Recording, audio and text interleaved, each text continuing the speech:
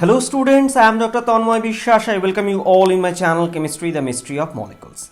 So today we are going to discuss a multiple choice question about the reaction of NBS. You know this is actually N-Bromosuccinimide.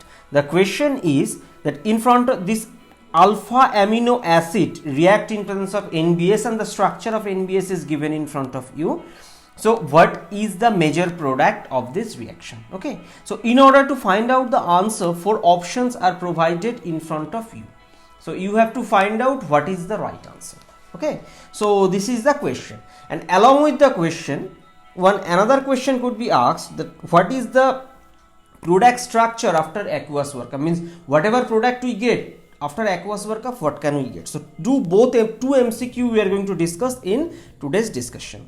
So before going to discussion, I request you please pause the video and try by yourself, because it will give you a clear idea about self-evaluation. What do I mean by that? Means you will understand what is your status of knowledge right now, and I request you please write your answer in the comment box. Don't feel shy. Try to accept your capability, because if you can accept your strength and weakness in front of everyone, I believe it will help you in success in future. Okay, so don't worry. So pause the video and try by yourself and write your answer in the comment box, and after some time I shall definitely explain what is the right answer. So let's start.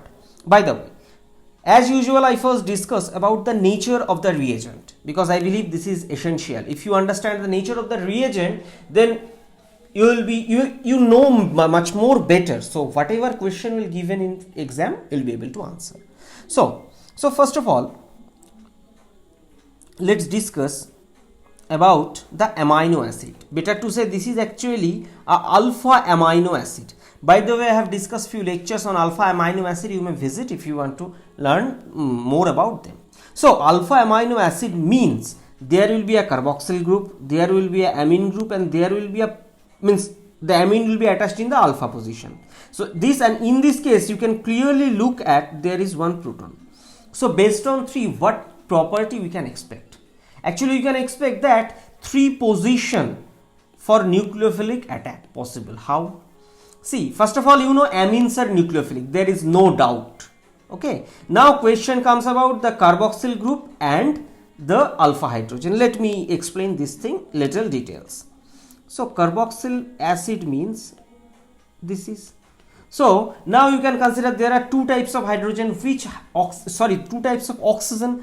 Which oxygen is expected to be more nucleophilic? This carbonyl oxygen. Why? Because of resonance. See, because of this resonance, the lone pair of electron comes here, it opens up. So what it does? So this is this. So here in this case the double bond is formed and oxygen. So this oxygen is expected to have the formal positive charge on it, and this oxygen negative. So from the canonical form understanding, you can say that initially both were neutral, but after the reaction this oxygen got some positive charge, this is negative. So obviously this negative charge bearing this oxygen is expected to be more nucleophilic. Nucleophilic means electron rich species, so this is expected to be nucleophilic. Fine. Now the third option. The third option is actually about the alpha hydrogen. So we know this part, just look at this is a alpha halocarbonyl type, so they can undergo enolization, and thus enols are nucleophilic. Okay, so these 3 options possible. By the way, just you need to understand one thing. I am discussing about the enol of carboxylic acid. It is not carboxylic acid, alpha hydrogen is not that much acidic like the alpha hydrogen of a carbonyl. Okay, so this part is little negligible, and compared to oxygen and nitrogen, nitrogens are more nucleophilic. Why? Because nitrogen is relatively less electronegative, so its interest to give its electron pair to somewhere else or someone else is expected to be more compared to oxygen, which is relatively higher electronegative. Fine. So from this discussion, what we learned, that amine is the most nucleophilic, so then enolization, so amine will act as a nucleophile. Okay, now second is, let's discuss this thing about the NBS. This NBS or N-Bromosuccinimide you can consider this NBS as this combination of cation and anion. Actually they don't exist, this cation means ionic form in reality, but for your better understanding I am representing NBS in this way. Why? You may little surprised that sir, there is bromine, means it's a cationic species, and bromine we know a electronegative species, so why it carries a positive charge on it? The answer of this question could be given based on the electronegativity value of nitrogen and bromine. If you look at the value, bromine is relatively more electronegative than nitrogen. So if it is less electronegative than nitrogen, so this bond, this NBr bond, if you look at, it is expected that this Br carries a delta negative charge and this this Br carries a delta positive charge and nitrogen carries delta negative charge. So that is the reason why this. And second part, the negative charge on the nitrogen is stabilized. How?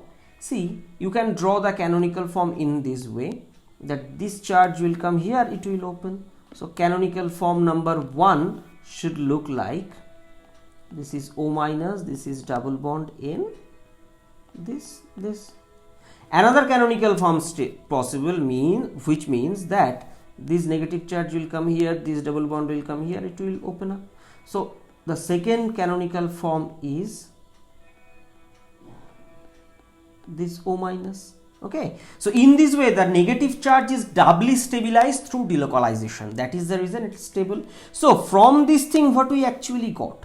We got a electrophilic species, means this bromine plus. We may consider that this bromine atom from NBS can act as an electrophile. Okay, because after attack the negative charge is doubly stabilized. Okay, by the way, please remember, NBS reacts differently in presence of different condition. For example, this is a electrophilic nucleophilic reaction, normal condition. So in this case bromine act as a bromine plus based electrophile.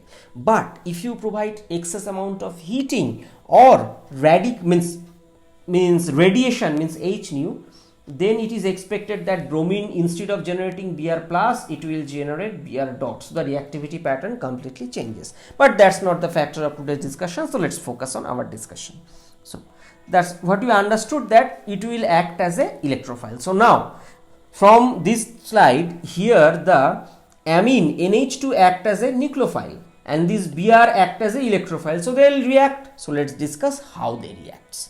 So in this case you can expect that this lone pair of nitrogen will attack this electrophilic bromine and it will come. So along with that, what it will generate? It will generate the anion. By the way, such kind of this succinimide anion is used for Gabriel thalamide synthesis. Okay, so this is a alkylation of nitrogen. This thing I have discussed a dedicated video on this topic, you may visit. This is nothing but a use of such kind of anion in organic chemistry. Okay, that's a different topic. Now let's focus our today's product, this thing. So first of all, after attack the nitrogen will have a formal positive charge, and in order to neutralize the positive charge one proton will left, and you may consider that proton will remain counterbalance to this, means ultimately there will be a NH formation. Fine. So this charge will be quenched. Now so this N-bromo derivative is formed, but remember that generally this nitrogen bromine bond or nitrogen chlorine bond or nitrogen fluorine bond are not that much stable, because both are highly electronegative atom, and second, in case of bromine the orbital mismatch factor is also an important. Okay, you may consider the thing in this way, that this nitrogen has a lone pair and this bromine has a lone pair. There is a chance of lone pair repulsion which may decrease the stability of the bond. Fine, that's a different issue. So what happens in this case? See, as I told, this bromine has 3 lone pairs, means these, and we know that lone pair can act as a base. So what happens actually? This lone pair abstract the proton, and by the way, the OH bond of carboxylic acid is pretty polar. Okay, because the corresponding carboxylate anion is resonance stabilized. Second, and oxygen and hydrogen has a very high difference of electronegativity which resulted in bond polarity. Fine. So now after proton abstraction, this negative charge will come here, so it will go open up and come back. So consequently what it will do, this bond will come here, and after having a multiple bond formation with this nitrogen, consequently this bond will leave. Okay, this is I know little complicated, but please try to understand, and if you didn't get, please go back and try understand again. Now what we get? We get a C double bond O, newly formed C double bond O, this thing, newly formed BRH, this thing, and another thing got additional NH bond, pi bond. Why I have written the story in this way? Because if you do a one step more hard work, then it will reduce the chance of mistake.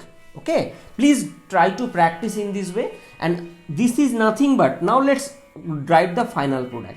So this is nothing but carbon dioxide, this is nothing but HBr, and this is nothing but this imine. Fine. Now, so you understood this. Now a simple question may come, that what is the advantage of CO2 elimination from a chemical reaction? It's a common thing. Such kind of decarboxylation, actually you may name this process as a decarboxylation. So what is the advantage of this decarboxylation? By the way, I have discussed few lectures on decarboxylation, like decarboxylation of beta keto acid. Sorry, you may visit if you want to learn more. Now decarboxylation question, why this decarboxylation is facile? This is because few reasons. First point, that CO2 is a stable molecule. Stable molecule means carbon, oxygen, sigma bond as well as pi bond. So enthalpically it's stable. Okay, enthalpically it's stable, point number one. Second, it's a gas, so goes outside of the reaction medium, so entropically reaction is also favored. Fine. So this is the reason. And second thing, see, from one molecule actually we are getting three molecules. That's the advantage from entropically. Why this became prominent? See, if you look at the Gibbs free energy equation, delta G equal to delta H minus T delta S.